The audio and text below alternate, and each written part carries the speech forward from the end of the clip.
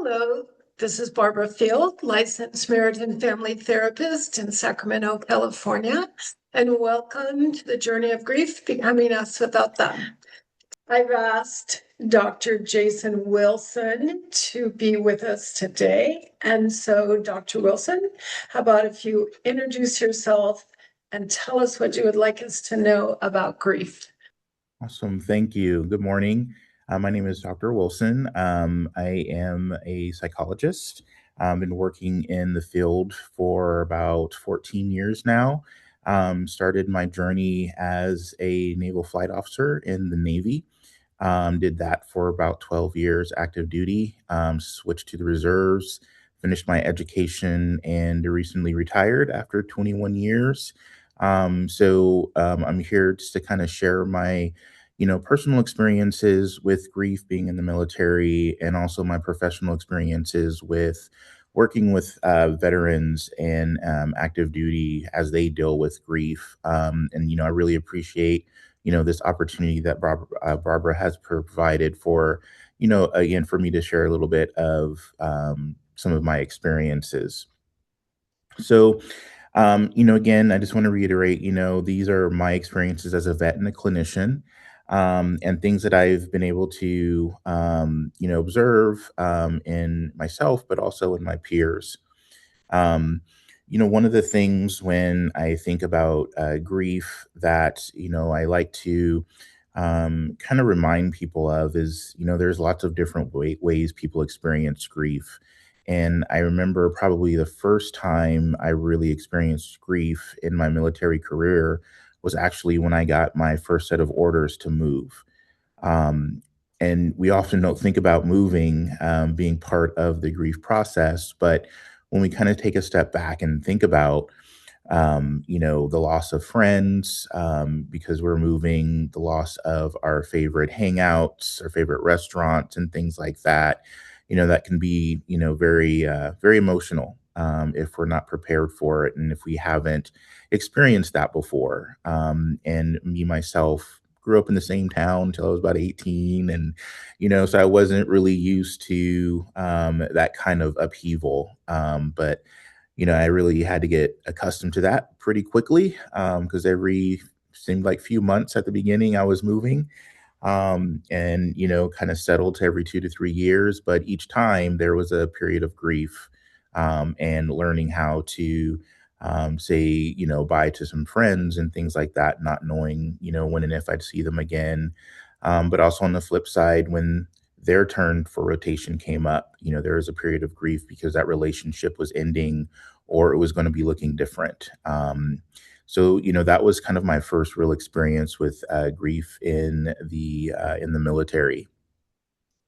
As I continued in my career, I did experience other forms of grief where, I did lose people, to combat or health issues, and that was a very difficult time for me, and for some of my peers. One of the gentlemen I went to school with actually passed shortly after we all got commissioned. And none of us were really prepared for that. Because as far as we knew, he was happy and healthy. And the next thing we knew, he was no longer with us. And, there's not a lot you can really do to prepare for that, especially when, it's very sudden. One of the things that we were able to do, and one of the things that I really enjoyed about being in the military was the level of camaraderie. Me and my peers were able to come around each other and support each other in that time, and really kind of reflect on our experiences together, in school and things like that. And that was very helpful in us being able to move forward. And, the other part that, I think it's important for people to understand is there is a level of camaraderie that, I think is unique to the military. And, even people who we aren't really connected to or close to, there's still a sense of loss when we found out another military member may have been hurt or killed. I recall being in Afghanistan, and seeing the helicopter land on the flight line, knowing, that a body was going to be loaded up to be brought home. And I just remember standing there looking at the helicopter. I didn't know who it was, but there was still a sense of loss, and the feeling on the base the entire day was pretty somber. And even some of my colleagues that I worked with, none of us really knew the person who was being sent home, but we all felt that sense of loss. Because again, when we think about military members, we look at each other as brothers and sisters, and so part of the family is going home. So even though, again, we may not have a direct connection, we are all connected in, the oath that we take, and, the work that we do in the military. And that can be really, really difficult. So, as I learned to understand grief, I was able to understand it from a different perspective. Because it wasn't till later in life that I started to lose people in my family, and so I don't know that I had a real appreciation for what grief would look like when I started losing people that, I felt some kind of connection to. And again, the camaraderie that I experienced was, definitely a blessing, because I felt like I did have that support, especially in Afghanistan, being away from family and friends. So, having my cohort there was really beneficial. So those are some of my experiences with grief and loss being in the military. And one of the things that helped me, in addition to having that camaraderie, was really, refocusing on the mission, and thinking about, how can I honor this person that's no longer with us, and how can I represent another member in uniform, in a way that would make that person proud, right? And you contribute to their legacy. Because we are, as I said, we are in uniform, we're all connected. So that's one of the ways I was able to manage, some of that grief. Um, and I also learned over time that, it's important to allow myself to experience it.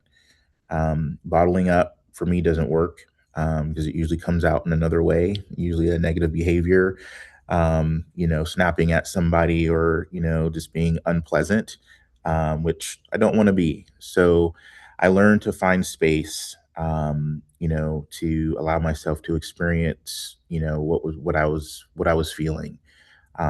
Sometimes it was hard to find some space. There's lots of people on base, and there's a limited areas to have some privacy. But I just kind of made it a point to work on finding that, and again, allowing myself that space to experience what I was feeling. The other part, I kind of feel like I've always been a helper ever since I was young in elementary school. Kind of embarrassing, but I'm going to say it anyway. My friends used to call me Mr. Oprah, because I was always trying to take care of everybody. So that was also a way for me to kind of cope, in terms of supporting my peers. So even though I wasn't there in the capacity of a mental health clinician, I had the skills, and I had the compassion, and I had the heart for it, and so I tried to support them as well, and that helped tremendously, in terms of me being able to process my own grief. So those are some of my experiences, that are, a direct reflection of my life. Working with, I've worked at the VA before, and then I work in the private sector now, the substance use treatment center, but we get a lot of veterans, we get active duty, and, we've all experienced grief. And one of the things that I've, noticed, and one of the things that I struggled with at the beginning, is, that vulnerability, and being okay being vulnerable. Because there is, the ethos of, be staying strong, and compartmentalization, and you get mission first, and that's all really important. But at the end of the day, we're all human and we all have feelings, and it's important to learn how to experience and process those feelings. So, one of the things in my work that I try to focus on is just kind of creating that space, for them, helping them to understand, that our time together is protected and it's sacred. I reassure them that, I'm mindful of, how I communicate things to others to kind of protect their security and, their vulnerability.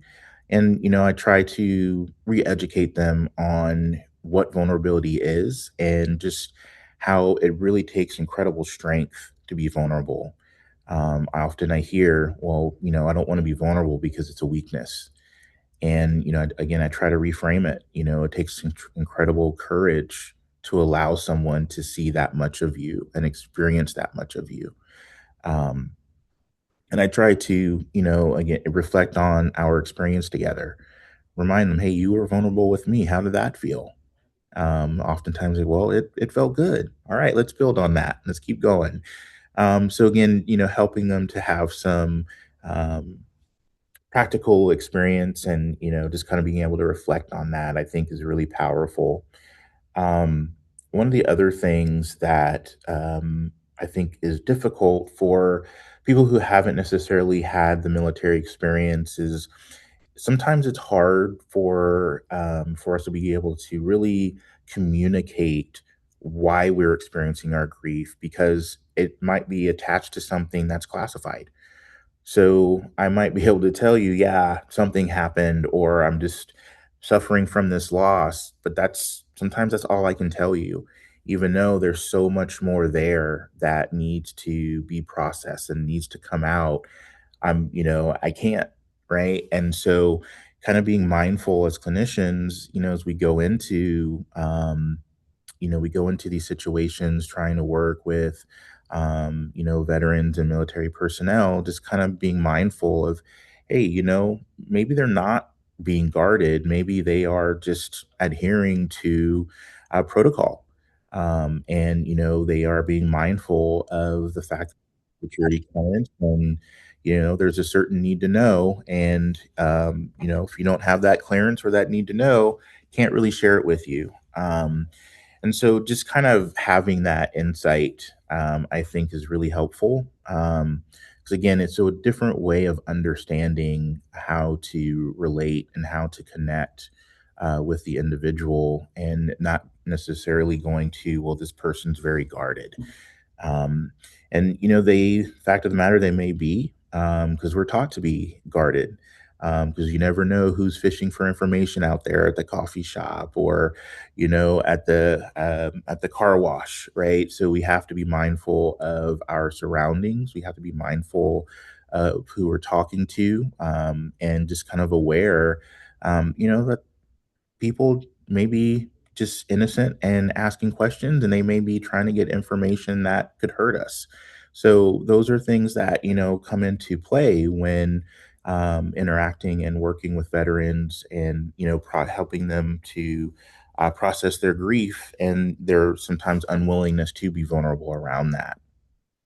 So one of the things I try to do, is just kind of let them know that I get it, and I let them know that I know you have a lot in there. I don't need everything to help you. You tell me what you need from me, and what you're comfortable with, and we'll work with that.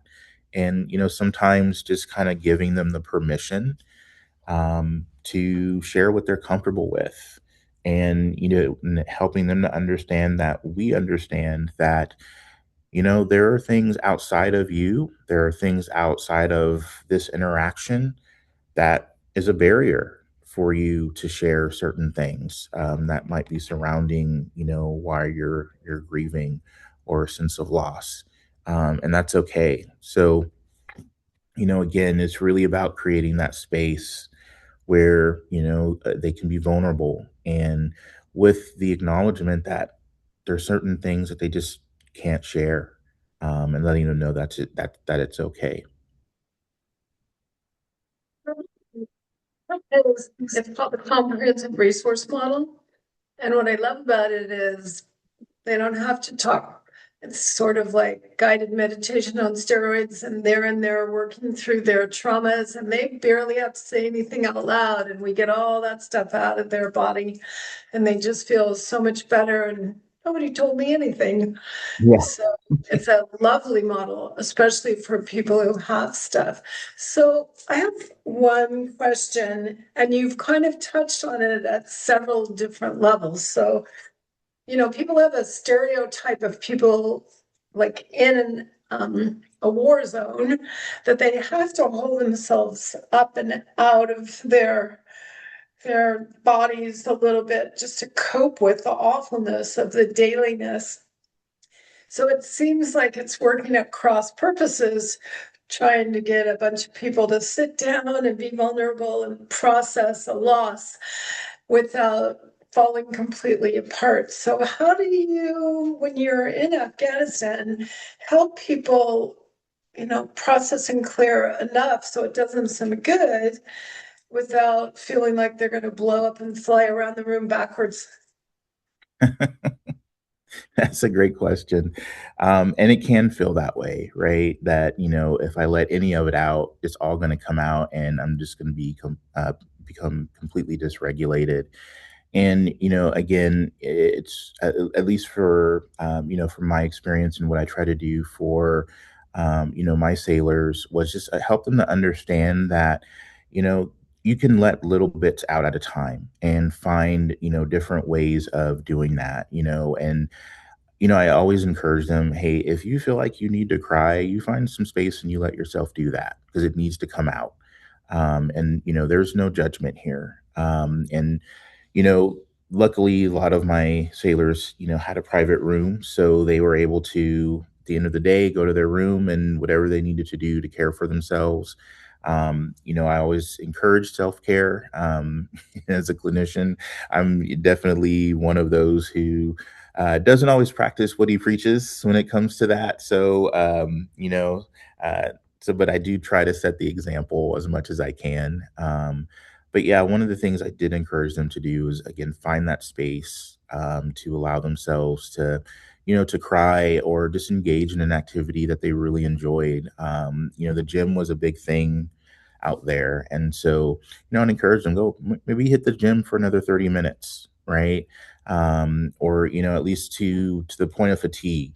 Get your body tired, and that way you can kind of rest. One of the other things I would encourage is, just, engaging in one of their hobbies. We had some amazing artists when I was there that was part of my unit. And so they would draw pictures and things like that, which was great. Music was another avenue. Me personally, I love old British sitcoms.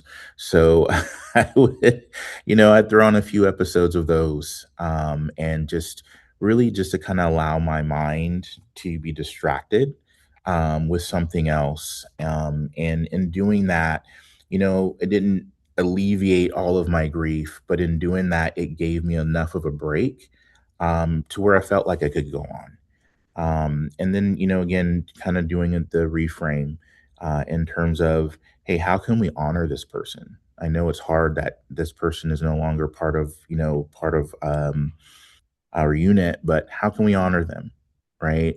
And so if we can put that energy into that, that can also help with people, help people start to kind of process their feelings. And another aspect of that you already kind of touched on, I know a lot of people in the military are concerned about even going to a process group because it gets on their permanent record. And then later on, assignments can be compromised if there's any signs of mental instability, even if it's a support group for grief. So that's another fine line that you have to walk. So how do you help people with that? Absolutely. And, thank you for bringing that up, because that is a significant consideration. I know a lot of my peers and myself included, were reluctant to seek resources or go talk to someone, especially on base, because we were afraid that, our security clearance would be compromised, which would, jeopardize our ability to be stationed in different locations and ultimately impact our career long term.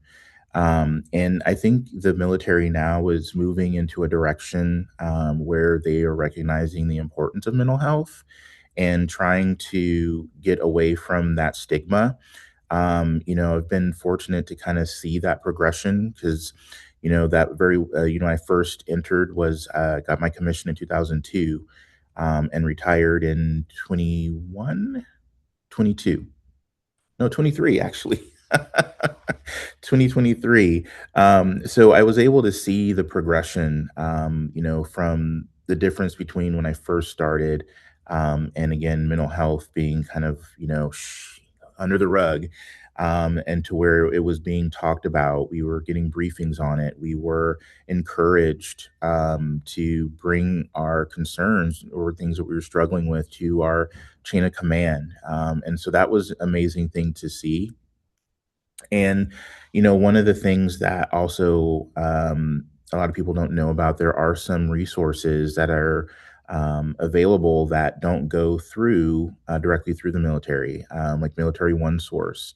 And, so active duty members can use that to find mental health clinicians in the private sector, which is, helps with that concern that information is going to get back to, their chain of command that can negatively impact them. But I always encourage, my sailors to be open and honest about what's going on with them, because early intervention gives us more options. Once crisis happens and kind of limits what we're able to do for that sailor or that soldier, or airman. So it's really important, that the command creates an environment where they recognize and appreciate that, what we do is hard, and it does, even though on the outside, they may, soldiers, airmen, they may look fine on the inside, they may not be. And learning how to pay attention to those things, those more subtle cues, and checking in with leadership, checking in with their people, letting them know that, hey, I'm here for you, let's talk, let's get you to the right resources. So, the military, from my perspective and my opinion, has made great strides in addressing some of those issues. Question.